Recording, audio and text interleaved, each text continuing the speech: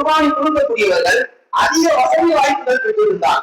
ஒரு ஹஜ் முறை 10 இருந்து 12 வரைக்கும் நல்ல வசதி வாய்ப்புகள் பெற்றிருந்தால் அவர் கண்டிப்பாக குர்பானி கொடுப்பதில் பின்தங்க கூடாது. அடுத்து சொல்கிறார்கள், குர்பானி கொடுக்கக்கூடியவர்கள் எப்படிப்பட்ட சக்தி பெற்றவர்களாக இருந்தால் அவர்கள் குர்பானி கொடுக்கலாம். ஆடு கொடுக்கணும்னு சொல்லி சொல்றாங்க சரியத்துல.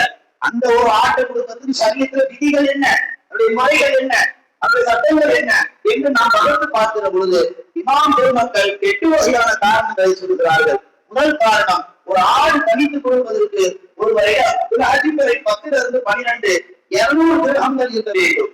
அப்படி 200 திரகங்கள் இல்லாத பட்சத்தில் 87 கிராம் தங்கம் இருக்க வேண்டும். இது முதல் செய்தி. இரண்டாவது, அவர் குர்பானி கொடுக்கப்படுகிறார் இருந்தால் 612 கிராம் அவரிடத்தில் வெள்ளி இருக்க வேண்டும். அது இல்லாவிட்டால் மூன்றாவது, தங்கத்திலும் வெள்ளியிலும் அதன் இதனுடைய